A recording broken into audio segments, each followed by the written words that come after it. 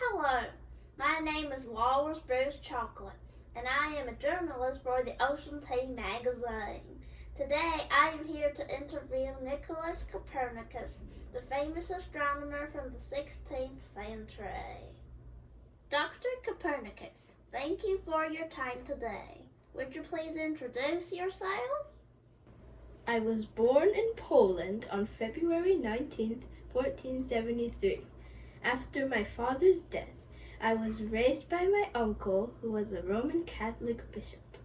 I was sent to the University of Krakow, where I studied astronomy and astrology, then proceeded to study medicine in Italy. When I returned to Poland, I worked as a church canon, and in my spare time, I continued to study astronomy. Can you tell us about your heliocentric theory? For many centuries, people believed in Ptolemy's geocentric theory, which proposed the Earth was in the center of the universe. Strangely, Ptolemy's calculations were not consistent with real observations in the sky. To demonstrate Ptolemy's theory, others suggested that the planets moved in small circular orbits with larger orbits, but they could not prove that the Earth was in the center of the universe. Instead, I supported the idea that the Earth, along with the rest of the planets, orbited the Sun, which stood still in the center.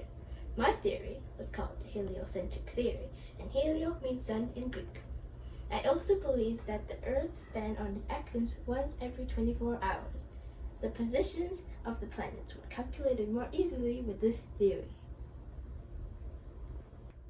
Can you tell us what you found in your observations? When I developed the heliocentric theory, my calculations made the universe much larger than it was thought to be. My theory explained the motions of the planets more fleetingly. Because the Earth travels in a smaller orbit than the orbits of Mars, Jupiter, and Saturn, sometimes the Earth would move ahead of those planets, and when looking from the Earth, those planets appeared to be traveling backward in the sky. All these observations were consistent with my heliocentric theory. Can you tell us about your book?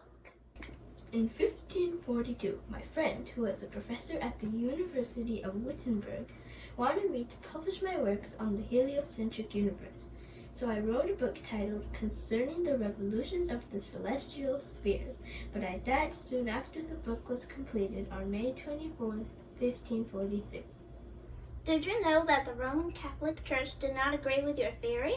After your death, your book was condemned as a heresy and was banned in 1615. I thought so. Even the reformers did not agree with my theory. Martin Luther and John Calvin tried to prove me wrong using the scriptures. However, your book on the heliocentric universe had a great influence on future astronomers such as Galileo Galilei, Johannes Kepler, and Isaac Newton. Dr. Copernicus, you bravely laid the foundation for the scientific revolution and modern astronomy. Now it has been proven that the sun is indeed in the center of our solar system.